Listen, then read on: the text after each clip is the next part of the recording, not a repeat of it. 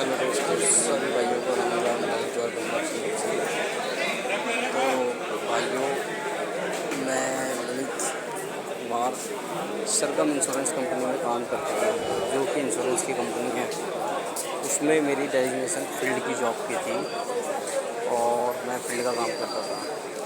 तो कंपनी वाले क्या थे कि जब घर जाने का टाइम होता है तब वो काम बताते हैं शाम के टाइम। सुबह अगर इंसान 5 मिनट लेट हो जाए तो सैलरी काटते हैं, और जब इंसान 2-2 घंटे काम करे तो पैसा कोई नहीं देता, ठीक है। और फिर जो तेल का पैसा होता है कन्वेंस का फील्ड का, वो भी नहीं देते हैं लोग टाइम से, तो इंसान परेशान हो जाता है। उसके बाद अपनी कंप्लेंट डालता है, और जब कंप्लेंट डालता है लेबर कोर्ट में तो मामला चलता है लेबर कोर्ट में, जो कि दिल्ली में अपना जगह का नाम मैं भूल जाता हूँ हर बार, मेरे को याद नहीं आता जगह का नाम। जगह का नाम है अपना करमपुरा लेबर कोर्ट। तो भाई ये मामला ऐसा था कि मैंने फरवरी में अपनी एप्लीकेशन लगाई थी लेबर कोर्ट में, जो कि 27 मार्च को पहली डेट पड़ी। तो जो मेरा वकील था उसने मुझे 28 तारीख बताई थी, 28 मार्च, पर मैं भूल गया था। 28 मार्च को मैं आया तो मेरे को बताते कि आपकी डेट 27 तारीख की थी, जो कि अब अगली डेट आपको 13 मई की मिलेगी। दोस्तों, मैं 13 मई की डेट लेके चला गया, और फिर मैं 13 तारीख को आता हूँ 13 मई में।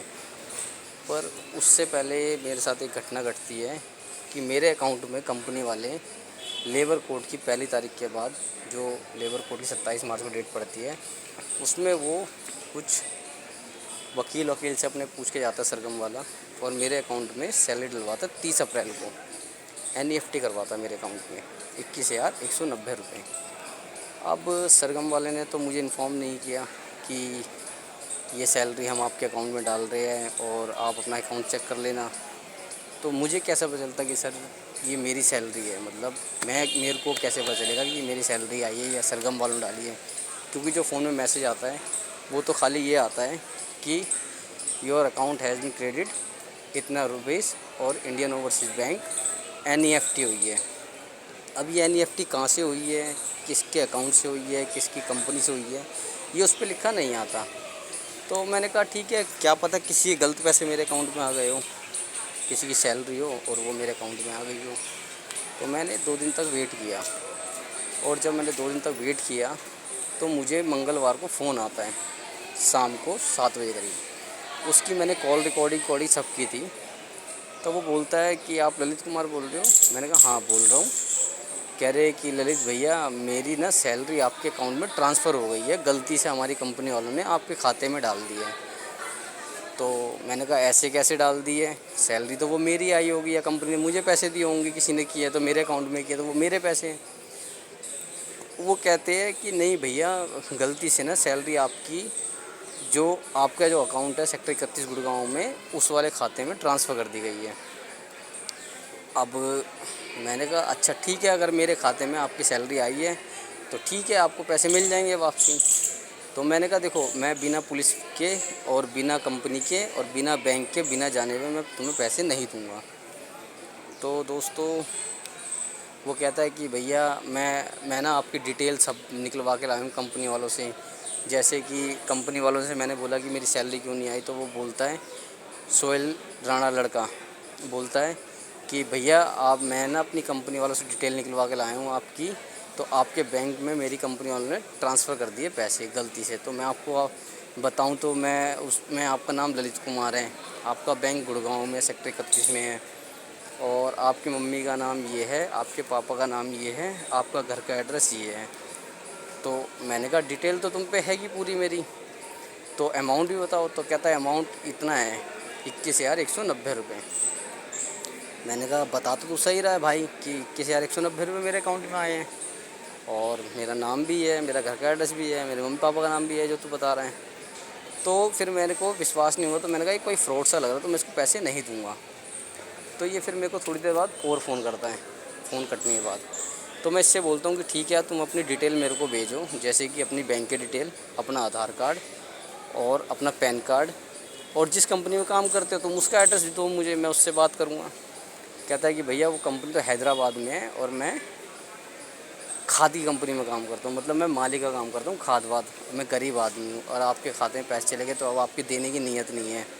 मैंने कहा देख भाई, नीयत तो मेरी देने की है, मैं तेरे को दे दूँगा, पर मैं भाई तेरे से आईडी प्रूफ लूँगा सारे, नहीं तो मैं पुलिस में जाऊँगा, नहीं तो फिर मैं बैंक में जाऊँगा और मैं सब कुछ पता करूँगा कि ये पैसे कहाँ से आए, कैसे आए हैं। तो दोस्तों उसने मुझे बहुत परेशान कर दिया 2-2 मिनट फ़ोन करके। तब फिर मैंने डिसीज़न लिया कि ठीक है भाई, ये बंदा जेन्युइन लग रहा है, इसके अकाउंट में ही पैसे ट्रांसफ़र कर देता हूँ, क्या पता सही बंदा हो, गरीब आदमी है, मजबूरी होगी। 2 दिन मेरे पे पैसे रहे इसके, तो क्या पता इसी के हो। 2 दिन बाद इसने पता क्या हो कंपनी में। तो मैंने उसको वीडियो कॉल पे बोला कि व्हाट्सअप पे आप वीडियो कॉल करके अपना चेहरा दिखाओ, तो उसने मुझे अपना वीडियो कॉल पे चेहरा नहीं दिखाया, ये कहकर कि ललित भैया मेरे ना फ़ोन का कैमरा ख़राब है, मैं व्हाट्सअप कॉलिंग कर सकता हूँ। तो मैंने कहा भाई कैमरा कैसे ख़राब है, दूसरे फ़ोन से करके दिखा मुझे, या मेरे को फ़ोटो आगे वाले कैमरे से बना के भेज। कह रहा कि नहीं भैया मैं अकेला ही हूँ, कैसे बना के भेजूँ, ये है वो है और मुझे खाना बनाना है। तो ऐसे मतलब वो मुझे गुमराह सा कर रहा था। अच्छा एक चीज़ ये है कि जब उसको मेरे अकाउंट के बारे में पता है, अमाउंट के बारे में पता है कि 21,190 है, मेरा अकाउंट उसको पता है कि यहाँ पे है गुड़गांव में, मेरे मम्मी पापा का नाम पता है, मेरे घर का नाम पता है, तो इसमें क्या हो सकता है कि कंपनी वालों ने डिटेल शेयर कर दी हो इस बंदे को, या ये इन्हीं का ही बंदा हो कंपनी का, या इनका कोई जानने वाला हो। तो ये देखो अभी तो श्योर नहीं है, पर मेरी डिटेल जो शो की है कंपनी वालों ने किसी के साथ शेयर की है, उसके खिलाफ़ भी मैं एक्शन लेने वाला हूँ। क्योंकि मैंने उसमें अभी मैंने फ्रॉड का केस डाला है साइबर क्राइम में। तो मेरे साथ जो फ्रॉड हुआ था वो मुझे पता चला है रिसेंटली, अपना 6 तारीख को, 6 जुलाई को, 6 जुलाई 2014 को मुझे पता चला कि मेरे साथ फ्रॉड हुआ है। मेरे बैंक से 236 रुपये कटे। मैं बैंक गया था पता करने, तो बैंक वालों ने कहा कि 236 रुपये जो चार्ज काटा वो ECS काटा है बजाज की, जिससे आपकी गाड़ी का लोन चल रहा है। मैं कहा ठीक है, मेरे अकाउंट में पैसे नहीं थे तो बाउंस हो गया होगा, तो उन्होंने चार्ज काट दिया होगा। तो मैंने बैंक वालों को बोला कि मेरे ना अकाउंट में 2 महीने पहले पैसे आए थे 21,190 रुपये, तो क्या मुझे चेक करके बताओगे वो किसके नाम से आए थे। तो उन्होंने बोला कि ये सरगम ने आपके अकाउंट डाल रखे हैं। तब मुझे पूरी कहानी पता चली कि सरगम इंश्योरेंस पे जो मैंने लेबर कोर्ट में केस डाल रखा है, उन्होंने मेरी सैलरी 30 अप्रैल को मेरे अकाउंट में डाल दी, ठीक है, बिना मुझे बताए, बिना कोई लेबर कमिश्नर के साइन कराए। मतलब उन्होंने पीछे से मेरी सैलरी मेरे खाते में डाल दी, जो मुझे पता ही नहीं थी कि वो मेरी सैलरी है। अब क्या होता है कि मेरे पास 2 दिन बाद फ़ोन आता है, 2 मई 2024 को फ़ोन आता है सोहेल राणा का, जो बोलता है कि आप ललित भैया बोल रहे हो, और ऐसे बोल के मेरे से पैसे ट्रांसफ़र करवा लेता है। मतलब मेरे को इतना वो गुमराह कर देता है, इतना गुमराह कर देता है कि मैं आपके घर तक पहुंच जाऊंगा, मैं आपके ख़िलाफ़ FIR कराऊंगा कल जाके। तो अब फिर मैं सोचता हूँ कि भाई अब इतना बंदा बोल रहा है तो क्या पता इसकी हकीकत में पैसे हो। अब ये मुझे फिर कल को थाने में बोलेगा, कल को वहाँ जाओ, नौकरी है नहीं, काम धंधा है नहीं, और कोई नौकरी मिलती है तो फिर ऐसे चक्कर में वो नौकरी छूट जाती है, उनसे छुट्टी मांगो तो दोस्तों मैं यही कहना चाहता हूँ कि आज भी मैं लेबर कोर्ट में आया हूँ, ठीक है। आज मेरी तारीख है 8 तारीख जुलाई 2024 में मेरी आज तारीख है। तो अभी मेरा नंबर थोड़ा सा लेट है, मैं अभी उधर कोई है जिनके 150 बंदे कर्मचारी है जो कंपनी निकाल रही है, उनका टाइम लग रहा है अभी। तो दोस्तों मैं यही कहना चाहता हूँ, इससे तो क्या होता है कि कंपनी वाले अगर डिटेल शेयर कर रहे तो मेरी जान को भी खतरा है, ठीक है। जब वो बंदे मेरी डिटेल निकाल सकते हैं सब कुछ मेरे बारे में, तो वो मेरे पीछा भी कर सकते हैं। क्या पता मैं रोड पे गाड़ी चलाता हूँ कुछ हो जाए, या क्या पता मेरे आजू बाजू आकर कुछ कर जाए, मुझे क्या पता ये कौन बंदे हैं।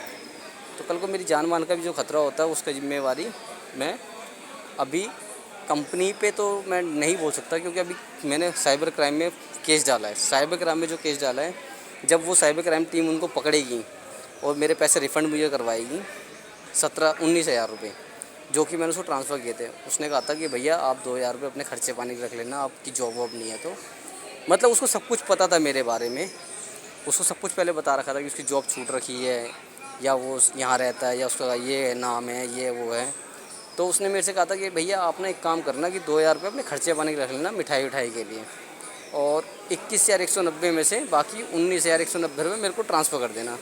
तो मैंने बोला कि भाई देख, मैं इतनी दूर तो आऊँगा नहीं, पर मैं कल छुट्टी करूँगा अपनी कंपनी से, जो जिस कंपनी में काम कर रहा हूँ वहाँ से। फिर मेरे को क्या करना पड़ेगा कि छुट्टी लेनी पड़ेगी, फिर मैं गुड़गांव जाऊँगा, फिर तेल फूकूँगा, पूरा दिन लगाऊँगा। तो उसने कहा ठीक है भैया, आप पैसे रख लेना 2,000 रुपये, 190 रुपये, 2190 रुपये आप अपने रख लेना, बाकी मेरे 19,000 रुपये डाल देना। तो दोस्तों मैंने 19,000 रुपये उसको 2 मई 2024 को रात 9:46 में फ़ोनपे से ट्रांसफ़र मार दिए। अब उसके बाद तो मुझे पता ही नहीं था कि मेरे साथ फ्रॉड हो चुका है, क्या हो चुका है। मुझे तो फ्रॉड का 2 महीने बाद पता चलता है। तो जब मैं बैंक जाता हूँ तो 236 मेरे कटते हैं, तब मुझे पता चलता है, तब मैं जाके एक्शन लेता हूँ। और अब मैं उस कंपनी के ख़िलाफ़ कार्रवाई भी करने वाला हूँ, जो कि आज मेरी डेट है। देखो क्या होता है, अभी डेट पे तारीख मिलती है, या कोर्ट में, बड़े कोर्ट में ट्रांसफ़र करने के कहते केस, बड़े कोर्ट में ट्रांसफ़र करेंगे। तो बस यही है मैटर। और आज वो सरगम वाला आया नहीं है ना, वो पिछली डेट पे आया था, वो 2 डेट से नहीं आ रहा है। ये मामले को चलते हुए मेरे को दिसंबर में निकाला था कंपनी वाले ने, और ये अब जुलाई चल रही है, यानी कि 7 महीने होने को आ रहे हैं। तो आप देख सकते हो कंपनी वाले कितना प्रताड़ित करते हैं बंदे को, कितना परेशान करते हैं और कैसे कैसे चाल खेलते हैं। तो कभी भी अगर आप भी किसी कंपनी में लेबर कोड में केस डालते हैं तो बहुत सतर्क और सावधानी से केस देखना। जब केस डलता है तो वो लोग आपसे बदला लेने की कोशिश करते हैं। बदले का मतलब आपको फंसाने की कोशिश करेंगे, आप पे चोरी का इल्ज़ाम लगाएंगे, एलिगेंट्स लगाएंगे, आप पे झूठे केस बनाएंगे, अपने वकील करेंगे, क्योंकि वो लोग पैसे वाले होते हैं। और लेबर क्या है, लेबर तो एक गरीब आदमी होता है। पर मैं इतना भी गरीब नहीं हूँ कि ऐसी कंपनी के ख़िलाफ़ केस न लड़ सकूँ। मैं पूरी हिम्मत दिखाऊंगा, और जब तक मेरा केस का फ़ैसला नहीं आ जाएगा मैं तब तक हार नहीं मानूंगा, चाहे मुझे बड़े लेबर कोर्ट जाना पड़े, चाहे मुझे कहीं भी जाना पड़े। और मैं इस कंपनी के जो भी अगर शामिल होते हैं बंदे, जो भी जिन्होंने भी मेरे साथ फ्रॉड किया है, मैं उन सबको सज़ा दिलवाऊंगा।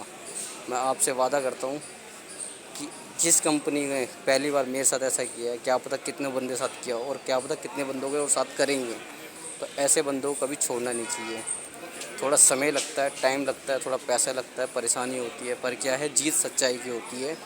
और जो कि मैंने हमेशा सच बोला। मेरे मन में पाप होता तो मैं वो पैसे भी वापस ट्रांसफ़र नहीं देता, पर मैंने वो पैसे भी बिना सोचे समझे उसको बंदे को दे दिए, उसकी सारी डिटेल लेकर। मतलब मेरे मन में पाप नहीं था कि किसी के पैसे आ गए तो मैं खा जाऊँ उस पैसों को या अपना यूज़ कर लूँ, नहीं, ऐसा नहीं। जो मेरा है वो मेरा है, और जो मेरा नहीं है वो मेरा नहीं है। तो इसी बात को मैंने उनको वापसी दे दिए थे पैसे। तो दोस्तों देखते हैं अभी कितना टाइम लगता है। अभी मैंने पीछे जो कंपनी ज्वाइन की है गुड़गांव में, मैंने उनसे बोला था कि आधा 1 घंटा लगेगा लेबर कोड में, पर यहाँ टाइम ज़्यादा लग रहा है। और वहाँ कंपनी वालों को भी फ़ोन आ रहे हैं, तो मैं परेशान तो हूँ, पर इतना भी परेशान नहीं। ज़िंदगी है, जीवन इसी का नाम है, संघर्ष करो, आगे बढ़ो। इस दौरान जो भी इंसिडेंट हुआ, मैं बहुत दुखी हुआ था, क्योंकि जब जॉब छूटी थी उस टाइम घर में शादी थी, पिताजी हॉस्पिटल में थे, एक्सपायर हो गए थे फरवरी में। तो मेरे साथ तो मतलब बहुत दुखी के दिन आए थे, जिसको हमने संभाला अपने आप को, और अभी भी संभाल ही रहा हूँ मैं। पर मैंने कल सरगम इंश्योरेंस कंपनी के डायरेक्टर जो मालिक है उसका, उससे बात की थी कि सर अगर आपने मेरे अकाउंट में सैलरी डाली तो मुझे बताया क्यों नहीं। तो वो मेरे से बात ही नहीं करना चाह रहा और मेरा फ़ोन काट दिया, और कह रहा है कि मैं तेरे को ना देख लूँगा, अब तू ये देख मैं कैसे कैसे केस में फंसाऊँगा। तो जैसे ही मैं बोलने वाला था कि ठीक है सर आप फंसा लेना, पर उतने में उसने फ़ोन काट दिया। पर मैं डरने वाला नहीं हूँ, मैं बहुत धैर्य से अपने जीवन को आगे लेके जा रहा हूँ, और मैं कामयाब होऊंगा, मुझे आशा है। और सभी भाइयों का राम राम। तो मैं कह रहा हूँ भाइयों, कभी भी डरना नहीं चाहिए, चाहे कोई कितना भी बड़ा क्रिमिनल क्यों ना हो, वो डराए, आपको डरना नहीं है, आपको अपनी जीत निश्चित करनी। अभी देखो अभी भीड़ है बहुत ज़्यादा, आइए सर, अभी भीड़ है बहुत ज़्यादा। अभी मेरा नंबर देखो कब तक आता है, कब तक नहीं आता है।